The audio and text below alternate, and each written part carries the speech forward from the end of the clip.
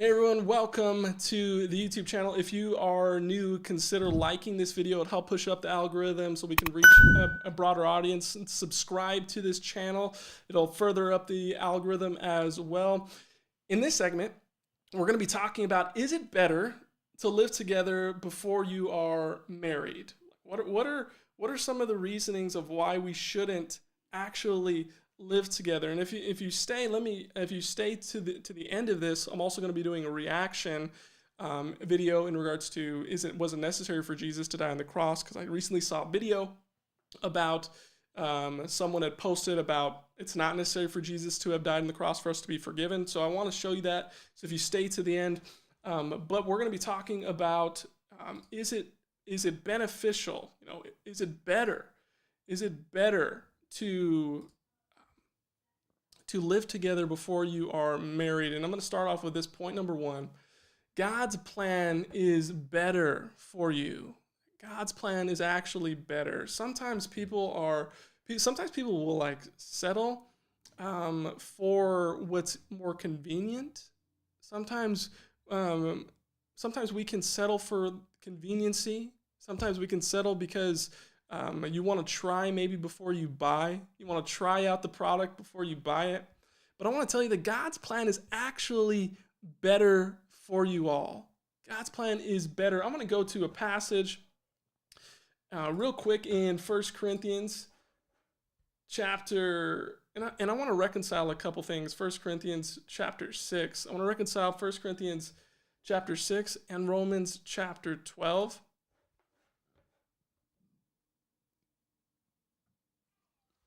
It says, verse 17, it says, but he who is joined to the Lord becomes one spirit with him. Flee from sexual immorality. Every other sin a person commits outside the body, but the sexually immoral person sins against his own body. Or do you not know that your body is a temple of the Holy Spirit within you, whom you have from God? You are not your own, for you were bought with a price, so glorify God in your body. And so here's just a foundational passage that we are not our own, that we were bought with a price. If you are a Christian, you believe in Jesus, we're bought with a price. Our body does not belong to us. Now, if you are not a Christian, if you're watching this video and you're not a Christian, you don't believe, you haven't taken a step of faith, my hope is that it's not, well, I want to encourage you that it's more important where you're living for eternity than it is actually important where you're living now. Let's begin with that. Where are you living in eternity? Where's your body going to be in eternity? Let's begin there. Do you believe in Jesus? I would encourage you to believe in Jesus, received forgiveness of sins, recognize that he died on the cross and rose again to give you a new life, and you have a new life, and then you can start walking in it when you believe that. But for all those who are believers, it's important for you to know that your body does not belong to you. And then in Romans chapter 12, so we get that principle. The Apostle Paul says we're not our own, bought with a price, living sacrifice. And then we get in Romans chapter 12, I appeal to you, therefore, brothers, by the mercies of God, to present your bodies as a living sacrifice, holy and acceptable to God, which is your spiritual worship. Do not be conformed to this world, but be transformed by the renewal of your mind, that by the testing you may discern what is the will of God, what is good and acceptable and perfect. Now, I want to go back to the notes. Practicing sin is actually idolatry. Sexual immorality, when you go outside of God's design for life, it's actually practicing idolatry. And maybe you're Eric, like, why would you say that? How is it considered practicing idolatry? The idea here in Romans chapter 12 is a living sacrifice, that your body's a living sacrifice. In 1 Corinthians chapter 6, we get the idea that you're not your own. The body belongs to the Lord. The body belongs to God. So if you use your body for something sinful and sexually immoral, then you're actually using it for idolatry. You're either in this position where you're choosing God or you're choosing somebody else. I'm going to share a quick story with you all. I had a friend at work. He approached me. He says, man, my girlfriend of like 6 years is going to break up with me unless I move in with her. What should I do? And we had this discussion at work, and first of all, we had already talked about, hey man, why are you dating her for that long? Maybe are you sure that she's the one? She was all unsure if he wanted to marry her, and so we got into those discussions. But she gave him an ultimatum, and in this ultimatum, either you go and you live with her, you move out of your parents' house, and you go live with her, or she's going to break up with you. What do you do? Maybe you could put it in the chat. What do you do if someone gives you an ultimatum and says, we're either going to live together or I'm breaking up with you? What do you do in that scenario?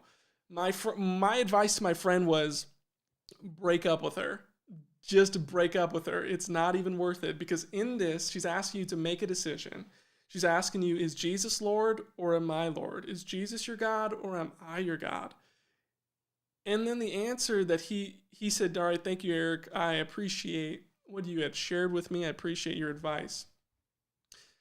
And then he stopped talking to me for 2 years because he moved in with her. And I was like, oh man, I tried saying hi to him sometimes when we'd pass by, but so we got into that discussion where he was, I guess he just wasn't happy with the answer that I gave to him, but we know shared love, that I loved him, cared for him still, and I appreciate him.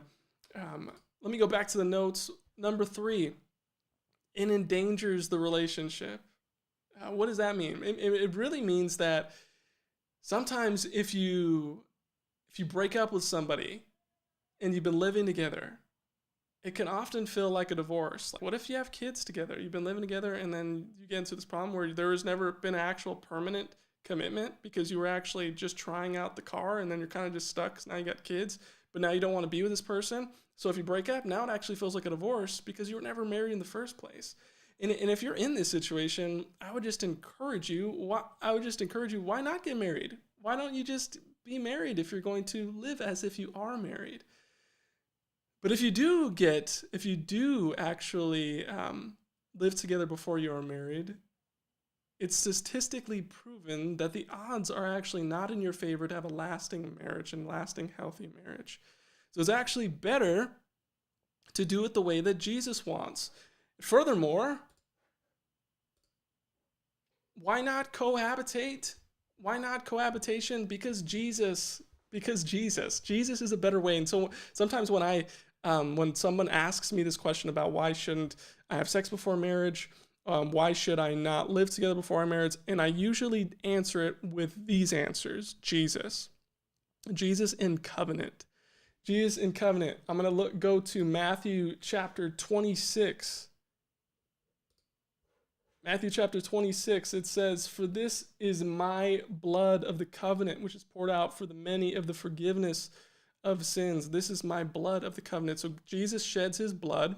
This is when he's talking about the Last Supper, but he's about to die on the cross. And then this is a memorial of recognizing that we participate in this supper together to remember the covenant that he's made with us. He's made a covenant. Jesus makes a covenant, a promise with his people. And that means he's committed. There is no out with Jesus. In a covenant, there is no out except for the grounds of adultery, but we're not talking about that here. There is no out with Jesus in regards to his faithfulness.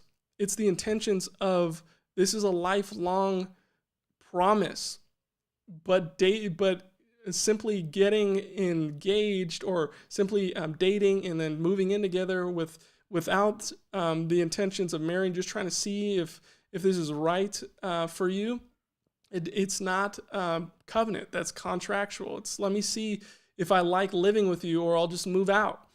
That's not Jesus' design for us. Number 2, Jesus prepares a place. Jesus prepares a place.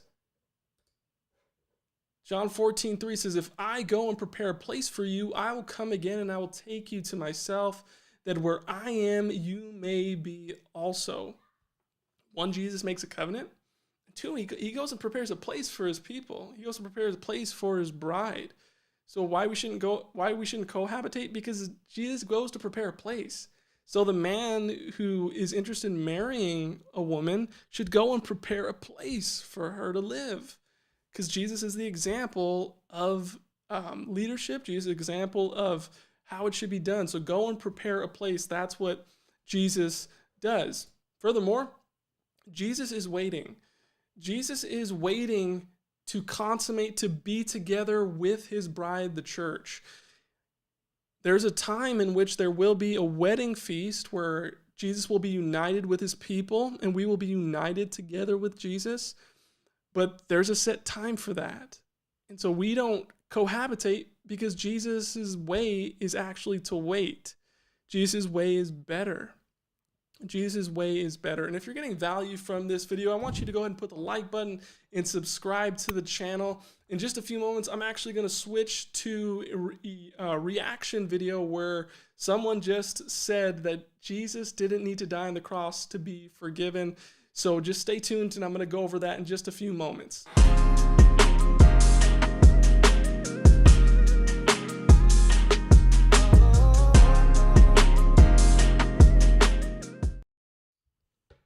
Okay, so we're going to review a reaction. Does Jesus